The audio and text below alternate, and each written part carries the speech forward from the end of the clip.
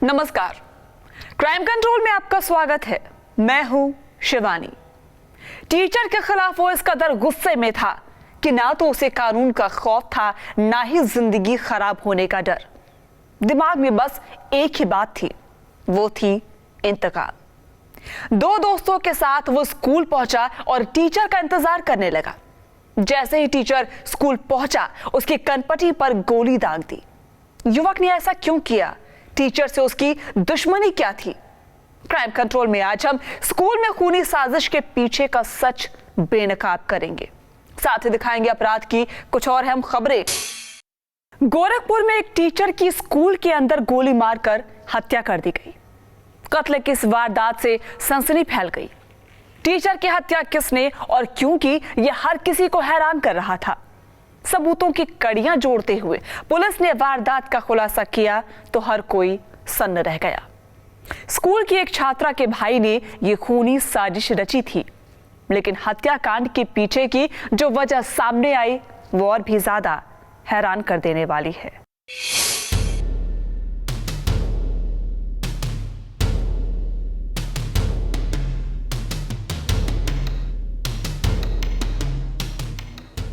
इंतकाम की आग इंसान को गुनाह के दलदल में ढकेल देती है।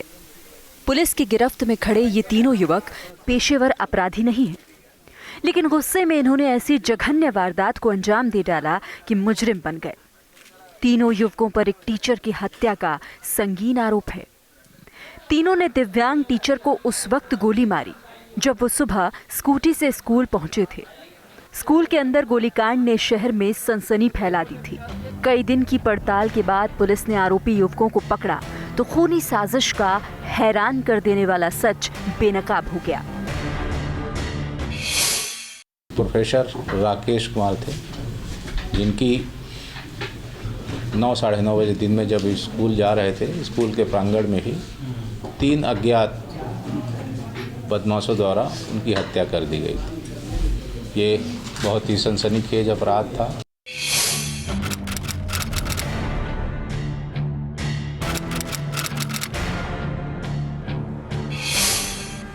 वारदात प्रतापपुर के डॉक्टर भीमराव अंबेडकर बालिका इंटर कॉलेज की है।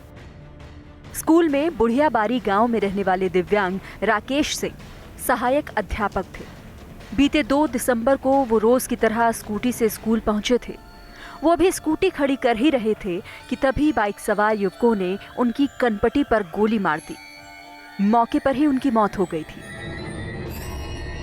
पुलिस को वारदात का कोई सुराग नहीं मिल रहा था, कोई वजह भी सामने नहीं आ रही थी, लेकिन स्कूल की छात्राओं से पूछताछ और सर्विलांस के जरिए पुलिस को अहम सुराग मिले और ब्लाइंड मर्डर मिस्ट्री शीशे की तरह साफ हो गई। आरोप है कि मृतक टीचर एक छात्रा से छेड़छाड़ करता था, जिसके चलते इस खूनी साजिश को अंजाम दिया गया। सर जी हम लोग खड़े थे, सर जी सीट ज़्यादा था, इसलिए सर जी मतलब हम लोग को दिखा नहीं आके सर तुरंत अंदर चला गया। इसलिए सर जी हम लोग मतलब तुरंत अंदर गए। तुरंत तुम्हारी बहन को किस तरह परेशान करता था, क्या बोलता था? तुम्हारी बहन तुमसे क्या बताई? सर जी कह रहा था मतलब फेल करा देंगे और मतलब सर जी। आरोपी का कहना है कि टीचर उसकी बहन को किसी न किसी बहाने से बुलाते, फिर छेड़खानी करते थे और उसे फेल करने की धमकी देते थे। कई बार समझाने की कोशिश की गई, लेकिन वो नहीं माने और धमकी देकर चुप करा दिया। टीचर की जाती ने आरोपी को गुस्से से भर दिया। पुलिस से मामले की शिकायत करने के बजाय उसने दोस्तों के साथ मिलकर उसके कत्ल की साजिश रच डाली। अभियुक्त जो इस घटना में है, एक अभियुक्त आफ्ताब व 2 अन्य साथियों को गिरफ्तार किया गया।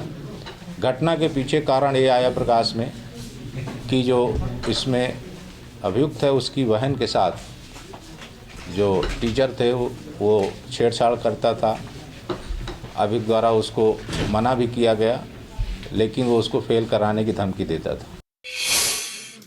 पुलिस की गिरफ्त में आए आरोपियों के नाम आफ्ताब आलम, अमरेश यादव और रवि वर्मा है। वजह कुछ भी रही हो, लेकिन आरोपियों ने कत्ल जैसी जघन्य साजिश को अंजाम देकर बड़ा गुनाह किया है।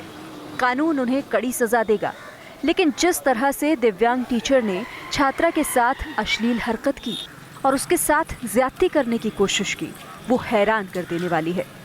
क्राइम कंट्रोल के लिए गोरखपुर से दीपक श्रीवास्तव के साथ bureau report, news state, Uttarakhand, Uttar Pradesh. Lucknow में 2 युवक रात में कहीं गायब हो गए। देर रात उन्होंने अपने घर वालों को फोन कर बताया कि वो मुश्किल में है। इसके बाद फोन कट हो गया और फिर फोन नहीं लगा। परेशान घर वालों ने पुलिस को इसकी जानकारी दी, लेकिन लापरवाह पुलिस के कान पर जूं तक नहीं देंगी।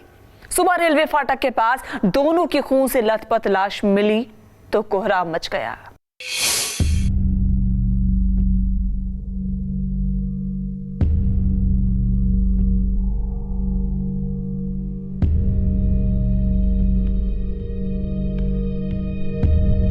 सैकड़ों लोगों की ये भीड़ उस जघन्य वारदात की चश्मदीद है जिसने शहर में कोहराम मचा दिया। रेलवे ट्रैक के किनारे 2 युवकों की खून से सनी लाशें पड़ी थी।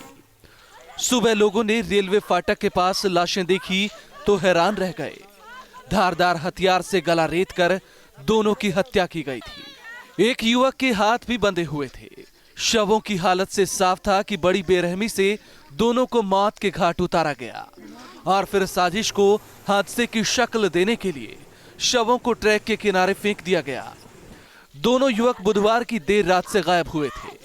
परिजनों का आरोप है कि पुलिस को इसकी खबर दी गई, लेकिन कोई कार्रवाई नहीं की गई। पुलिस को 100 नंबर फोन किया रात में। फिर क्या हुआ? उसके बाद जो है फिर सरोजनी नगर थाने गए। हाँ। वहाँ लिखा पड़ी जो थोड़ा बहुत लिया। उसके बाद कह रहे थे कल आना सुबह। कल आना। आपने जब सूचना दी उसके बाद कोई तलाशी नहीं हुई? नहीं। आपने ये बात बताई कि फ़ोन आया था 50% में है। हाँ। पुलिस को बताई थी ये बात? हाँ। फिर भी कोई तलाशी नहीं हुई?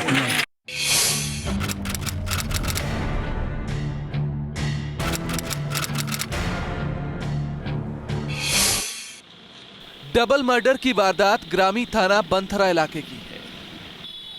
सुबह पीपरसंड रेलवे स्टेशन के पास 2 युवकों की लाशें बरामद हुई। दोनों लाशें लोनहा रेलवे फाटक के करीब फेंकी गई थी। खबर मिलने के बाद पुलिस मौके पर पहुंची और जांच पड़ताल में जुट गई। थाने में मिली गुमशुदगी की तहरीर के जरिए दोनों युवकों की पहचान हुई। एक युवक का नाम विनोद था, जबकि दूसरे का नाम शुभम था। आशंका है कि हत्यारे शायद मृतक युवकों के पहचान वाले ही थे, जिसके चलते बड़े इत्मीनान से वारदात को अंजाम दिया गया। पुलिस को मृतक युवकों की पल्सर बाइक भी पीपरसंड रेलवे स्टेशन से बरामद हुई।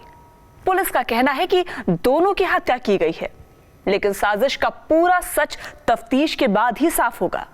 शायद किसी ने उन्हें फोन करके यहां बुलाया था। कहीं ना कहीं उनकी हत्या की स्थितियां दिखाई दे रही हैं। अलबत्ता कुछ चीज़ें ऐसी भी हैं जिससे ऐसा लग रहा है देखने से कहीं एक्सीडेंट ना हुआ हो, लेकिन इसका पूरा जब डिटेल में जाते हैं तो इससे ऐसा लग रहा है, इसलिए डिटेल अभी इन्वेस्टिगेशन इसमें पूरे की जाएगी। और जो अभी तक प्राथमिक जानकारी में लग रहा है कि इनका पारिवारिक प्रॉपर्टी को लेकर के कोई संभावना इस बात की दिख रही है। घर वालों से पूछताछ में प्रॉपर्टी की रंजिश सामने आ रही है। आशंका है किसी के चलते किसी करीबी ने दोहरे हत्याकांड की साजिश को अंजाम दिया, लेकिन बड़ा सवाल पुलिस की लापरवाही पर खड़ा हो रहा है। परिजनों का आरोप है कि उन्होंने रात में 100 नंबर पर युवकों के गायब होने की खबर दी, फिर थाने जाकर भी रिपोर्ट दर्ज कराई, लेकिन पुलिस ने मामले को गंभीरता से नहीं लिया। और जो वादी पक्ष कह रहा है और जो कल की स्थितियां बताई जा रही हैं कि कल भी उसको खतरे में था, तो निश्चित तौर पर हम इसको प्रथम दृष्टया हत्या मान करके ही इन्वेस्टिगेशन करेंगे और उसके पश्चात जो सच सामने आएगा वो देखेंगे। अगर अल्टीमेटली निष्कर्ष निकल के आता नहीं है, हत्या नहीं है, तो वो भी विवेचना का निष्कर्ष सामने आ जाएगा। पुलिस मामले की गंभीरता से जांच और कार्रवाई की बात कह रही है, लेकिन सवाल ये है कि अगर पुलिस रात में ही युवकों की तलाश करती तो शायद दोनों की जान बच जाती। लाशें मिलने के बाद भी स्थानीय पुलिस हत्याकांड को सुसाइड करार देने की कोशिश करती रही। अब देखना यह है कि पुलिस हत्यारों तक कब और कैसे पहुंचती है। क्राइम कंट्रोल के लिए लखनऊ से अनूप चौधरी, न्यूज स्टेट, उत्तराखंड, उत्तर प्रदेश। कहते हैं मोहब्बत की राह आसान नहीं होती, ये शायद उसे भी पता था। इसीलिए प्रेमिका को लेकर वो दूसरे शहर में रहने लगा था। फिर भी पड़ोसी की बहन से इश्क करना उसकी जिंदगी पर भारी पड़ गया। लड़की के घर वालों ने युवक की हत्या कर शव उसके ही घर में लटका दिया। सनसनीखेज वारदात बुलंदशहर की है।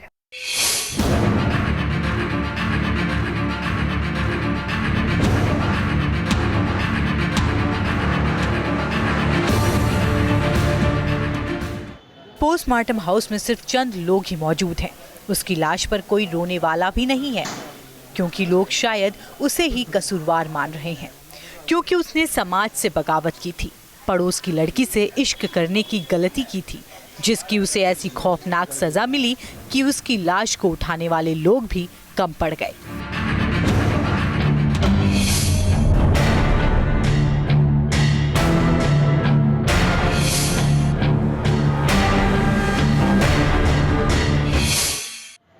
युवक को उसके ही घर में मारकर लटका दिया गया। सुबह लोगों ने शव देखा तो कोहराम मच गया। कत्ल का आरोप उस पड़ोसी परिवार पर ही है जिस घर की लड़की से वो प्यार करता था। ये लड़की का मामला था, 2 दिन से ये बाहर था, घर पर नहीं आया था और ये लड़की वाले इसे ढूंढने गए थे। गाजियाबाद में ये हाथ आए थे, ये गाजियाबाद में, और फिर ये शाम के टाइम 7 वगैरह 9 बजे करीब में इसका पता चला, सब टंगा हुआ रस्सी से मिला था।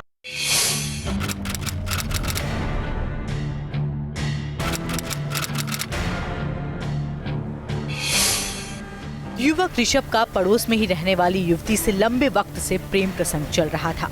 तमाम बंदिशों के बावजूद दोनों ने एक दूसरे से मिलना जुलना बंद नहीं किया। लड़की के घर वालों को जब इसकी भनक लगी तो वो गुस्से में पागल हो गए। समझाने के बाद भी प्रेमी युगल अलग होने को तैयार नहीं हुए, लेकिन किसे पता था कि प्यार की सजा युवक को जान देकर चुकानी पड़ेगी।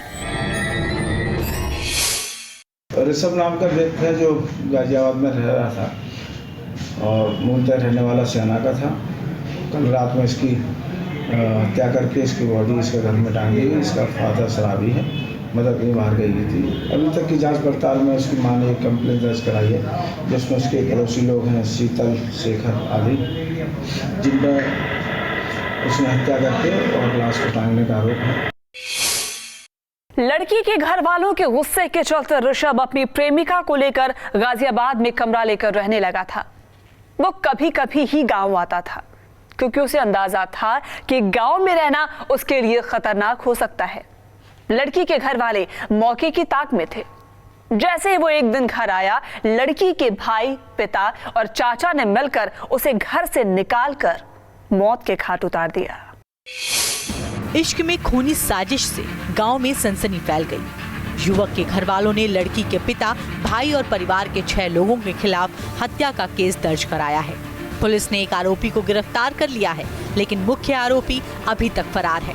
आरोपियों को पकड़ने के लिए कई टीमें लगाई गई हैं। क्राइम कंट्रोल के लिए बुलंदशहर से नादिम खान के साथ bureau report, news state, Uttarakhand, Uttar Pradesh.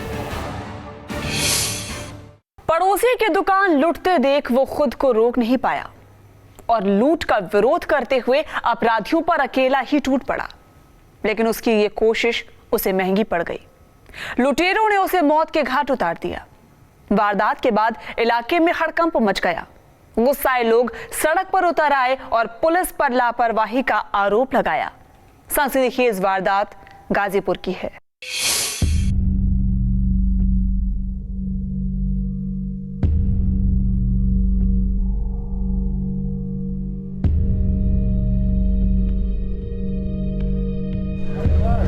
पड़ोसी की मदद के लिए आगे आना इस शख्स को भारी पड़ गया। अपराधियों ने इसे मौत के घाट उतार दिया। बदमाश पड़ोसी की ज्वेलरी शॉप को लूट रहे थे। हिम्मत जुटाकर युवक आगे बढ़ा था और बेखौफ लुटेरों से अकेले ही भिड़ गया, लेकिन वो अकेला था और अपराधी एक से ज्यादा, लिहाजा उसे अपनी जान गंवानी पड़ी। सनसनीखेज वारदात की खबर फैली तो लोगों का गुस्सा फूट पड़ा। उग्र भीड़ ने पुलिस के खिलाफ मोर्चा खोल दिया। लोगों का कहना है कि लूट और हत्या की वारदात पुलिस थाने से चंद कदमों की दूरी पर हुई, लेकिन पुलिस लापरवाह बनी नींद में सोई रही।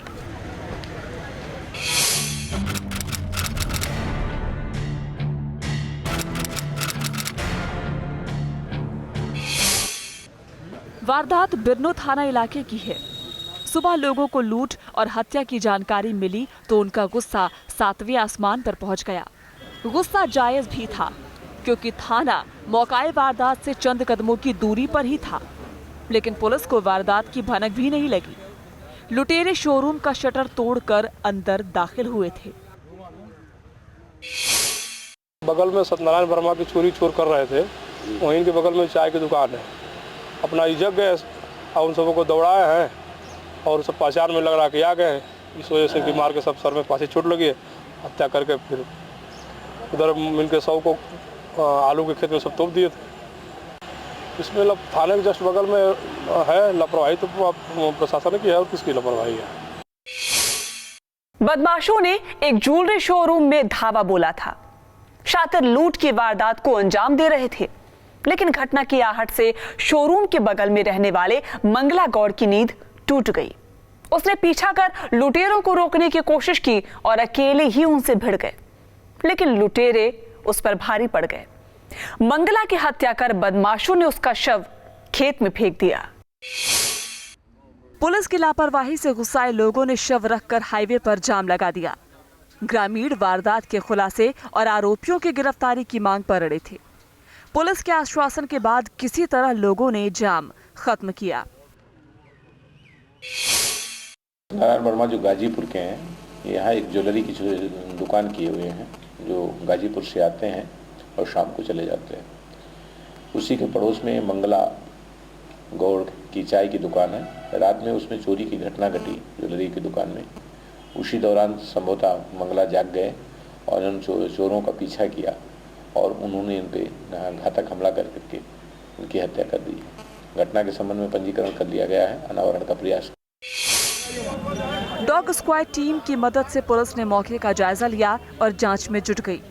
पुलिस का दावा है कि जल्द ही आरोपी सलाखों के पीछे होंगे, लेकिन पुलिस थाने के इतने करीब इतनी बड़ी वारदात से हर कोई सन्न है। क्राइम कंट्रोल के लिए गाजीपुर से सूर्यवीर सिंह के साथ bureau report, news state Uttarakhand Uttar Pradesh. Cash की समस्या को देखकर सरकार कैशलेस पेमेंट को बढ़ावा दे रही है, लेकिन ऑनलाइन ट्रांजैक्शन में फ्रॉड के मामले हर रोज सामने आ रहे हैं, जिन पर लगाम लगा पाना शायद पुलिस के बस की बात नहीं है। गाजियाबाद में एक शख्स के अकाउंट से 83,000 रुपए उड़ा दिए गए। पीड़ित अब थाने के चक्कर काटने को मजबूर हो चुका है।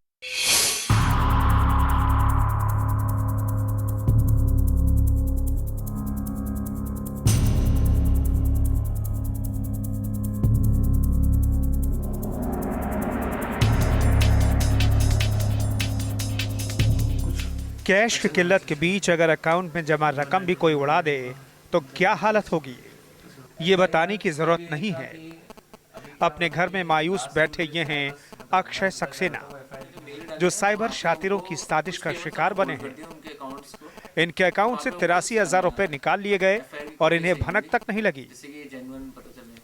अकाउंट स्टेटमेंट और बैंक में दिए एप्लीकेशन लेकर ये अब थाने के चक्कर काटने को मजबूर हैं। साइबर शातिरों ने अकाउंट में कैसे सेंधमारी की, ये इनकी भी समझ में नहीं आ रहा। 30th को फादर को पता चला था, उनके पास मैसेज आए थे फोन पे, जो उनका रजिस्टर्ड मोबाइल नंबर है, उसमें मैसेज आए थे कि पहले 20,000 विड्रॉल हुआ, फिर 10,000 हुआ, फिर 10,000 हुआ। वो 30 नवंबर को हुआ था। तो उसकी हमने जब अगले दिन बैंक के पास गए तो हमने पहले चेक करा, उसमें पेमेंट्स की डिटेल आ रही थी। उसमें आ रहा था कि चेक नंबर के थ्रू पेमेंट्स हुए हैं।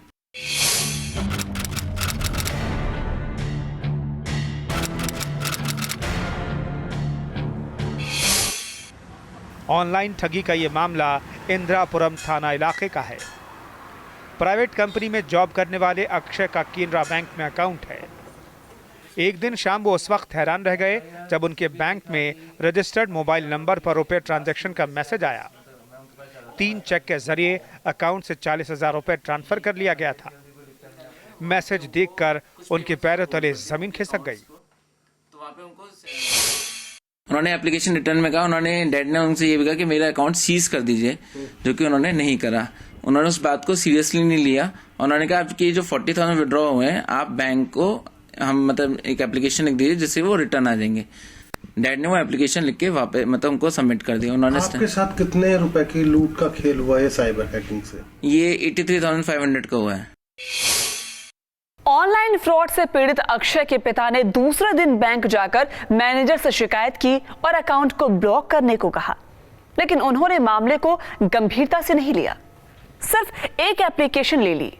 इस मामले में कोई कार्रवाई होती उससे पहले ही साइबर ठगों ने उनके अकाउंट से 43,000 रुपए और उड़ा दिए। इस बार रकम पेटीएम और ऑक्सीजन वॉलेट में ट्रांसफर की गई थी।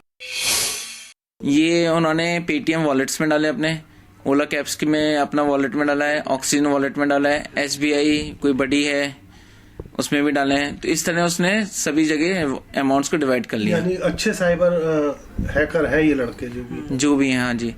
और सबसे शॉकिंग वाली बात ये थी कि जब आप कोई भी मनी ट्रांजेक्शन्स नेट बैंकिंग के थ्रू करते हैं तो उसमें एक वन टाइम पासवर्ड आता है आपके रजिस्टर्ड मोबाइल नंबर पे। वो वन टाइम पासवर्ड हमारे मोबाइल पे कहीं भी नहीं आया। हैरानी की बात तो यह है कि ऑनलाइन ट्रांजैक्शन करने में रजिस्टर्ड मोबाइल नंबर में वन टाइम पासवर्ड आता है, लेकिन पीड़ित के मोबाइल में कोई मैसेज नहीं आया। पीड़ित की शिकायत पर पुलिस ने आईटी एक्ट के तहत केस दर्ज कर जांच शुरू कर दी है। ना ही इनको वन टाइम पासवर्ड इनके मोबाइल पर आया था। इसके ये कार्रवाई न होने के उपरांत भी ये इनके अकाउंट से 83,000 रुपये लगभग किसी अन्य अकाउंट में चले गए हैं, ट्रांसफ़र हो गए हैं, जहां से वो यूज़ भी किए गए हैं उसमें के कुछ पैसे।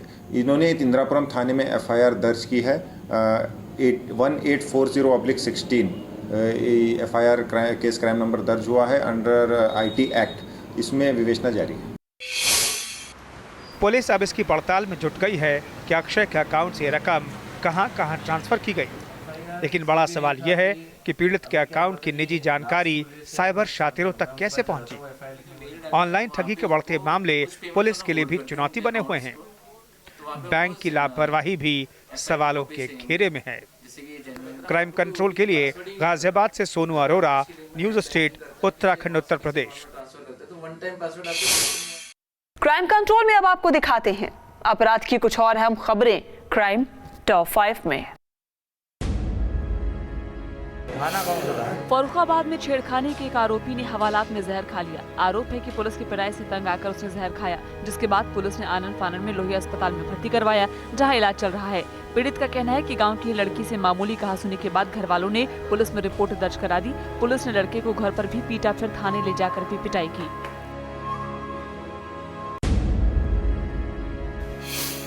हरिद्वार की कनखल थाना पुलिस ने एक ऐसे शातिर चोर को गिरफ्तार किया है जो शौक पूरे करने के लिए चोरी करता था। पकड़े गए इस आरोपी ने पहले कनखल क्षेत्र में स्कूटी चुराई थी, उसके बाद दुकान के बाहर रखे एक एलईडी पर हाथ साफ कर दिया, लेकिन उसकी करतूत सीसीटीवी में कैद हो गई, जिसके बाद पुलिस ने उसे गिरफ्तार कर लिया। आरोपी की गिरफ्तारी उस वक्त हुई जब ये चोरी की एलईडी को बेचने जा रहा था।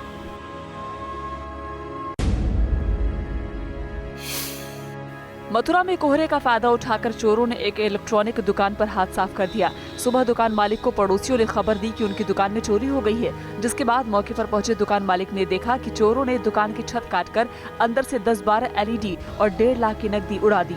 मामले की सूचना पर पहुंची पुलिस ने जाँच शुरू कर दी है।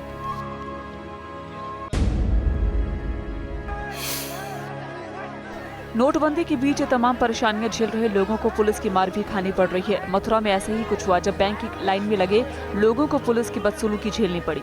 घटना मथुरा के थाना गोवर्धन इलाके की है, जहां बैंक के बाहर एक दरोगा ने बुजुर्ग को थप्पड़ मार दिया, जिसके बाद वहां मौजूद लोग नाराज हो गए। नाराज लोगों का आरोप था कि पुलिस कमीशन देने वालों को बैंक से पैसे दिलवा रही है, जबकि गरीबों को उनकी बदसलूकी का शिकार होना पड़ रहा है।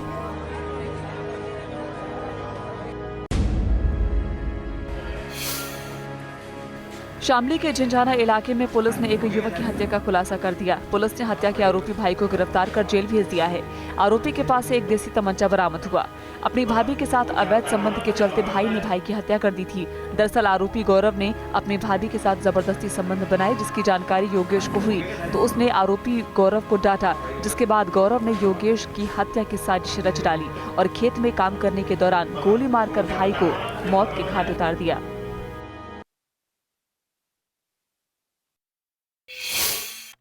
जुर्म की हर लकीर सलाखों के पीछे ही खत्म होती है, फिर भी लोग जघन्य साजिश रचने में लगे रहते हैं।